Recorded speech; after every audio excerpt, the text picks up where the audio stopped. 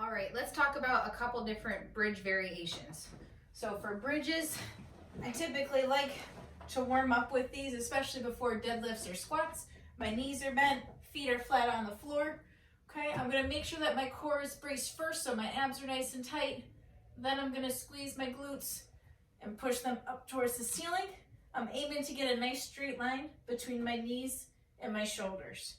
So a lot of times for people, I'll have them hold up for a couple seconds. What this does too is not only gets everything warmed up in your lower back, your butt, your hamstrings, but you're also getting a nice active stretch through the front of the hips. Okay?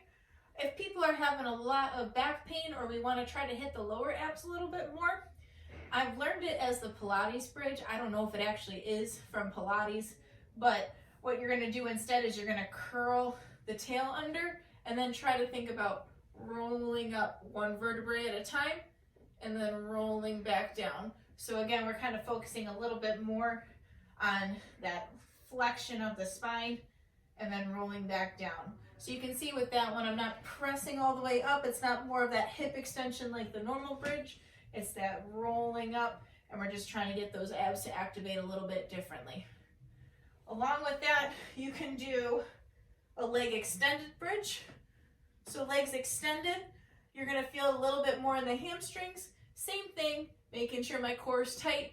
I'm pushing down through my heels to lift my hips up and back down.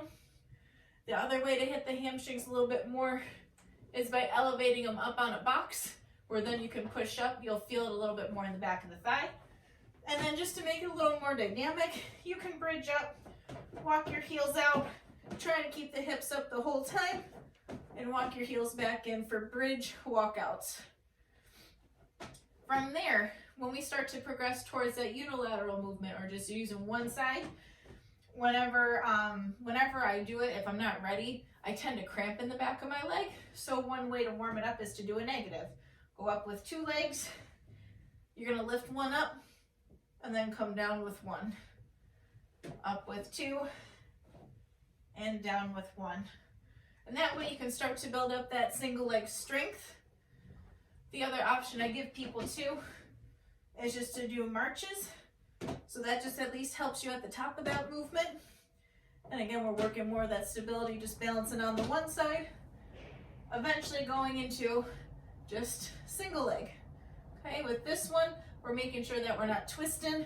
We're just bringing those hips straight up, still trying to get that knee and shoulder at a nice position. So those are a few different bridge variations.